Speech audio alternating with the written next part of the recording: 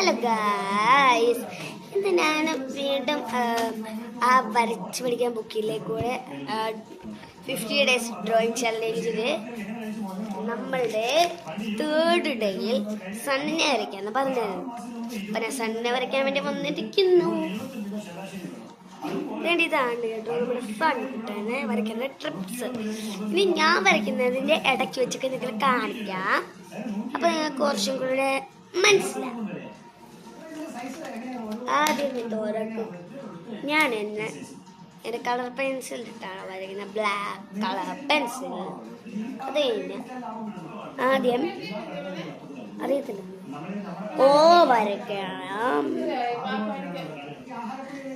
അത് കഴിഞ്ഞ് ഒരു വട്ടം വരച്ചിട്ട് 2 വട്ടം ഇങ്ങനെ വരച്ചിട്ട് ഒരു വര ഇങ്ങനെ.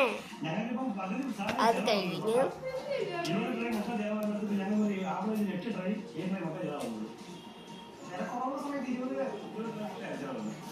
ഇങ്ങനെ ഇത് നോക്കി വരയ്ക്കുന്നവരോട് ഇതുപോലെ തന്നെ വരച്ചാൽ എളുപ്പത്തിൽ കിട്ടും നിങ്ങൾക്ക്.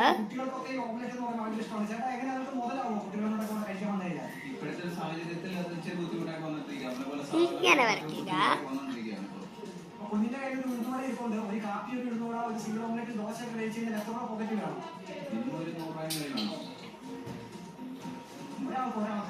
ഒരാൾക്ക് മിനിമം നേരത്തെ ഒരു ചായക്കാണെങ്കിൽ 10 രൂപ ഉള്ളായിരുന്നു, ഇപ്പോൾ 15 ഒരു കടിക്കാണെങ്കിൽ 10 ഉള്ളായിരുന്നു, ഇപ്പോൾ 15 ആയിട്ടുണ്ട്. അപ്പൊ അങ്ങനെ തന്നെ കൂടുതൽ 4 രൂപ ഉണ്ടായില്ലേ. ഞാൻ ഇങ്ങനെയാണ് വരച്ച്. ഇത് കണ്ടിട്ട് കളിയാക്കാൻ നിൽക്കണ്ട. കൊച്ചു കുട്ടികൾ ഇങ്ങനെ വരയ്ക്കുന്നില്ല. അടുത്തത് ഞാൻ അടിക്കാണ്ട് പോവുകയാണ്. ആദ്യം തന്നെ അതിൻ്റെ വായിക്കകത്തെ പല്ലൊന്നും കാണാതിരിക്കാൻ വേണ്ടി പിങ്ക് കളർ അടിക്കാൻ വേണേ സ്ട്രോബെറി കളർ ഇങ്കാണ്.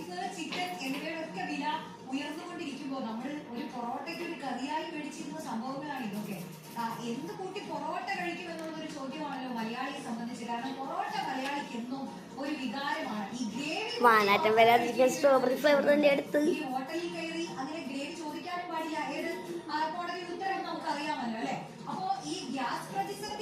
ഇങ്ങനെയാണ് ആദ്യം ചെയ്തത്.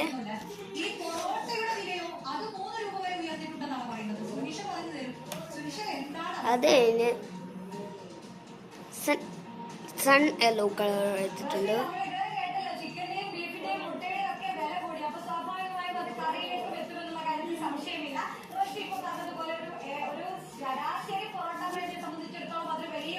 സാധാരണ രീതിയിൽ നമ്മൾ ഹോട്ടലിലൊക്കെ പോയാൽ ഒരു പൊറോട്ട ബീഫ് കോമ്പോ അല്ലെങ്കിൽ പൊറോട്ട ചിക്കൻ കോമ്പോ അങ്ങനെയുള്ളതാണ് നമ്മൾ കഴിക്കാറ്. പക്ഷേ ഇപ്പൊ അത് ഇച്ചിരി വില കൂടുമെന്നുള്ളതിൽ ഒരു സംശയവുമില്ല. നേരത്തെ റോഷി പറഞ്ഞതുപോലെ തന്നെയാണ്. അതായത് ഈ ഗ്യാസ് പ്രതിസന്ധി വന്ന സമയത്താണ് പൊറോട്ടയ്ക്ക് നേരത്തെ 10 രൂപയൊക്കെ ആയിരുന്നു കിട്ടിയിരുന്നെങ്കിൽ അത് 13 രൂപയായി, 18 രൂപയൊക്കെ ചിലയിടത്തുണ്ടായിരുന്നു, അത് 18 രൂപയൊക്കെ ആയിട്ടുണ്ട്. ഒരു ശരാശരി 3 പൊറോട്ട മാത്രം കഴിക്കുന്ന ആളുകളാണെങ്കിൽ പൊറോട്ടയ്ക്ക് മാത്രം ഇങ്ങനെ കളർ അടിച്ചിട്ടുണ്ട് ഞാൻ. ഇനി അടിക്കുന്ന കളർ ഫ്ലൂ യെല്ലോ. അതും കട അടിച്ചിന്. അത് ഭയങ്കര ലൈറ്റ് ആയിരുന്നു ഫ്ലൂ യെല്ലോ എന്ന് പറഞ്ഞ കളർ.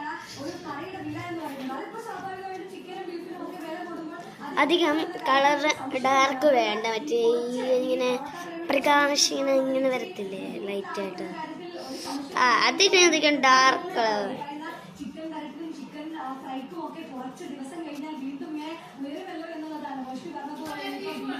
ഇങ്ങനെ ഇല്ല, ഇതാണ്